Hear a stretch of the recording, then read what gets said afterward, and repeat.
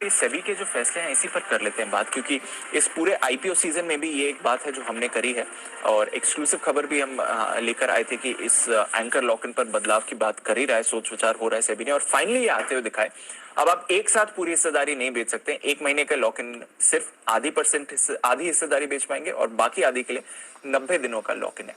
कैसे समझे सर इसे? दो तीन बहुत ही बेहतरीन फैसले हैं आईपीओ मार्केट को लेकर दीप, जिसमें पहला फैसला जिसका भी आपने जिक्र किया, एंकर इन्वेस्टर्स, अभी नियम यह है कि आप एक महीने के बाद जब एंकर इन्वेस्टर्स का लॉक इन पीरियड खुलता है तो वो आप पूरा का पूरा बेच सकते हैं। अब उसमें बदलाव ये होगा, एक महीने बाद 50% और 3 महीने बाद बाकी 50%। तो दो चीजें होंगी इससे। एक, जो थोड़े शॉर्ट टर्म, एकदम शॉर्ट टर्म म्यूचुअल फंड्स हैं वो थोड़ा तो आगे का सोचेंगे। दूसरा, एक महीने के तुरंत बाद जो झटका लगता है, एक साथ सारी की सारी बिकवाली आती है, वो भी नहीं आएगी। तो ये एक अच्छा फैसला है। दूसरा फैसला जो सेबी ने लिया है वो ये कि आईपीओ के प्राइस बैंड के भीतर 5% का अंतर होना चाहिए। ये भी अच्छा फैसला है। नहीं तो यही है कि 94, 95 ये प्राइस बैंड ऊपर और नीचे का तो नाम के लिए है, इससे तो बड़े आप फिक्स प्राइस आईपीओ ले आओ। लेकिन इसमें एक चीज और करने की जरूरत है, जो किया वो अच्छा है। एक सुझाव मेरा सेबी को और है जो करना चाहिए, मसलन स्टार हेल्थ का आईपीओ अगर 80% ही आईपीओ भर रहा है, आईपीओ को पूरा नहीं रेस्पॉन्स मिला, तब ऊपरी बैंड पर क्यों? करेक्ट। तो कुछ इस तरह के भी नियम होने चाहिए कि खाली नाम के लिए, फिर बात तो वही है। करेक्ट। अगर आपके आईपीओ का रेस्पॉन्स खराब है, मुश्किल से भर रहा है, पूरा नहीं भर रहा है, फिर भी अगर आप उसको ऊपरी बैंड पे प्राइस करेंगे तो फिर तो क्या फायदा? फिर तो प्राइस बैंड का मतलब ही नहीं, फिर तो फिक्स प्राइस पे आईपीओ ले आओ। बिल्कुल। और अभी तक का ट्रैक रिकॉर्ड देखिए, 65 आईपीओ आए, सारे के सारे आईपीओ ऊपरी बैंड पर हों, तो इसके लिए प्राइस बैंड का मतलब ही नहीं निकलता। बिल्कुल। तो वो प्राइस डिस्कवरी तो हो ही नहीं रही ना। प्राइस डिस्कवरी अगर इस समय में नहीं होगी तो कब होगी? करेक्ट। और स्पेशली उन आईपीओ पर भी नजर रखनी चाहिए जो नीचे लिस्ट हो रहे हैं। इश्यू प्राइस, अगर आईपीओ नीचे लिस्ट हो रहा है तो फिर आप प्राइस डिस्कवरी ऊपरी बैंड पर कैसे कर रहे हैं? बिल्कुल सही बात। आज भी 65 में से करीबन 20 आईपीओ ऐसे हैं जो इश्यू प्राइस के नीचे चल रहे हैं, जो इस 2021 में आए। ठीक है, तो इसका मतलब उनकी प्राइस डिस्कवरी सही नहीं है। सही बात। ठीक है, हम कहने के लिए कह सकते हैं कि मार्केट है, इन्वेस्टर है, वो डिसाइड करे, वो सब कुछ ठीक है। हर चीज अल्टीमेटली इन्वेस्टर पर आती है, क्योंकि पैसा वो लगा रहा है। सही बात। लेकिन मुझे लगता है इस मामले को लेकर भी आगे कुछ इस तरह के नियम बनाने की जरूरत है कि जिन आईपीओ को रेस्पॉन्स कम मिलता है, अगर सारे के सारे आईपीओ 100% आईपीओ आपके प्राइस बैंड के ऊपरी बैंड पर ही अलॉट कर रहे हैं, तो फिर ये भी मखौल ही है। सही बात है। इस नियम का मजाक ही उड़ा रहे हैं। बिल्कुल। तो आई थिंक अगली स्टेप पे जो किया बहुत अच्छा। अगली स्टेप पे सेबी को ये देखना है कि किस तरह के आईपीओ में ऊपरी बैंड पर अगर प्राइसिंग नहीं की जाती तो वहां पर क्वेश्चन तो पूछना चाहिए। 4 लोगों को सवाल पूछेंगे, बाकी 40 लाइन पे आ जाएंगे। सही बात। बिल्कुल सीधी सी बात है। बिल्कुल। बुला के मर्चेंट बैंकर्स को ही पूछना चाहिए, बाकी सबको छोड़ दो। भाई तुम लोग क्या करते हो? तुम हो ना एडवाइजर। प्रमोटर तो पहली बार मार्केट में उतर रहा है, वो नहीं समझता। और हकीकत बात है, प्रमोटर को जो ये लोग समझाते हैं वही समझते हैं। आके वो बोलेंगे कि भाई नहीं चिंता मत करो, हम फंड ले आएंगे, हम बेच देंगे। और होता क्या है, प्राइस बैंड के साथ फीस लिंक्ड है। एग्जैक्टली। जितना ऊपर बेचोगे उतना वैल्यूएशन भी इसीलिए खराब होते हैं। तो इसलिए थोड़ा मर्चेंट बैंकर्स को टाइट करने की जरूरत है सेबी को। Next step. हाँ, नेक्स्ट स्टेप पे ये तीसरी चीज होगी। उसके अलावा ऑफर फॉर सेल वाले में भी थोड़ा उन्होंने टाइट किया है। वो अच्छा है कि हाँ, हर कोई शेयर बेच जाए, वो ठीक भी नहीं है। तो मेरे ख्याल से ये दोनों तीनों फैसले जो आईपीओ को लेकर लिए काफी अच्छे हैं।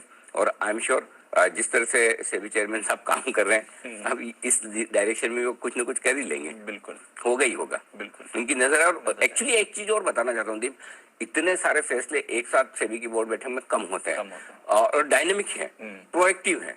ये बहुत बढ़िया चीज है। मतलब जो अच्छा, 2-3 चीजें बहुत इंटरेस्टिंग की जिसकी बात हम कर रहे थे, और ये भी जी बिजनेस ने एक्सक्लूसिव खबर आपको दी थी कि एक छोटे एचएनआई के लिए अलग से कोटा बन रहा है। बिल्कुल। और वो बहुत अच्छी चीज है। क्यों अच्छी है मैं बताता हूँ।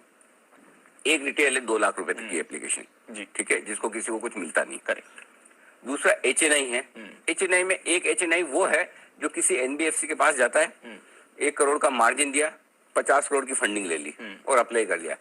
अगर जो एक इन्वेस्टमेंट का बेसिक रूल है कि मुझे लिवरेजिंग नहीं करनी, अगर मैं इन्वेस्टर हूं, अगर समझिए मैं 2 लाख से ज्यादा 25 लाख लगाना चाहता हूँ, 15 लाख लगाना चाहता हूँ, 50 लाख लगाना चाहता हूँ, और मैं नहीं लिवरेजिंग लेना चाहता क्योंकि वो नियम के खिलाफ है। करेक्ट। क्यों मैं उधार लेके पैसा लगाऊं? बिल्कुल, है ना। ऐसे में वो एचएनआई तो फंस गए, उनको अलॉटमेंट मिलता नहीं। करेक्ट। तो ये नियम बहुत अच्छा बनाया है इसने। कि जो HNI वाकई में एक रियल इन्वेस्टर के तौर पर बिना फाइनेंसिंग लेकर एप्लीकेशन करनी चाहते हैं तो उनके लिए एक अलग कोटा होना चाहिए जी। और जो बहुत ही अल्ट्रा HNI की जिनको रिस्क भी लेनी है, लीवरेजिंग भी करनी है, पूरी इश्यू साइज की एक सिंगल एप्लीकेशन लगा देनी है, तो उनके लिए आपका अलग नियम है, वो और अच्छी बात है। तो मेरे ख्याल से ये एक और अच्छा डिसीजन सेबी ने लिया है जो बहुत बढ़िया है। प्रेफरेंशियल इश्यूज को लेकर, अलॉटमेंट को लेकर जो उन्होंने नियम बनाए वो भी बढ़िया है कि प्रमोटर्स के लिए लॉक इन पीरियड 3 साल से 1.5 साल किया है। उससे ज्यादा बढ़िया है कि दूसरे इन्वेस्टर्स के लिए जो लॉक इन पीरियड है वो 1 साल से 6 महीना किया है।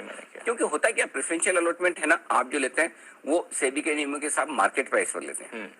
ये वारंट्स नहीं है जो आपको अभी 25% देकर 18 महीने बाद कन्वर्ट करने हैं। जी। वारंट इशू होते हैं उसमें और इसमें बड़ा फर्क है। और 18 महीने बाद आपने जो 25% दिया, अगर समझिए भाव बहुत ज्यादा गिर गया तो लोग लेफ्ट भी हो जाने देते हैं। जैसे पहले 10% में तो बहुत होता था, इसीलिए सेबी ने 10% के नियम को 25% किया कि अगर आप वारंट्स में इशू इस वक्त अप्लाई करते हैं 25% अपफ्रंट दे दीजिए, बाकी 75% आप 18 महीने के भीतर देकर शेयर पूरा अपने नाम पर वारंट को शेयर में कन्वर्ट कर सकते हैं। वहां आपको वो पूरी फ्रीडम है। लेकिन प्रेफरेंशियल इशू में होता यह है कि आपको अभी ही शेयर खरीदने, मार्केट प्राइस पर खरीदने सेबी के फॉर्मूला के मुताबिक, और वो आप 1 साल नहीं बेच सकते। और आप प्रमोटर नहीं है, आप इन्वेस्टर हैं। एग्जैक्टली। एक तरफ QIB के आप करते हैं, दूसरा उनमें कोई रेस्ट्रिक्शन नहीं, तो इनके लिए क्यों? करेक्ट। और मार्केट प्राइस पे आप दे रहे हैं, सेबी के फॉर्मूला के हिसाब से दे रहे हैं, ये बहुत अच्छा डिसीजन लिया है। ये अच्छा डिसीजन है जो वाकई में प्रेफरेंशियल इशू करके कंपनियों को पैसा रेज करने में मदद करेगा। ये एक और अच्छा, बाकी तो बहुत सारे जो है नियम, छोटे मोटे चेंजेस तो हुए हैं। ब्रोकर्स के लिए नेटवर्थ के नियम हुए हैं, ये सारे हैं। फ्री फ्लोट वगैरह पर चर्चा चल रही है।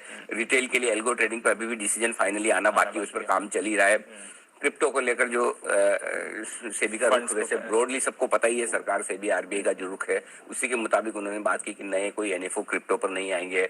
म्यूचुअल फंड को फिलहाल उनके निवेश की अनुमति देंगे नहीं, म्यूचुअल फंड खुद भी नहीं करेंगे।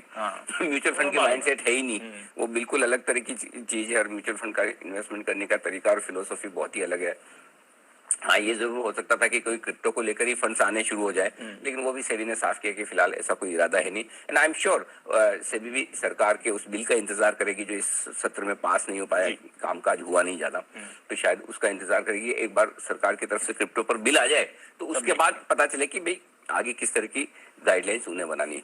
सो काफी कुछ बढ़िया एक्शन सेबी की कल बोर्ड बैठक में हुआ। बिल्कुल, बढ़िया, जोरदार। चलिए।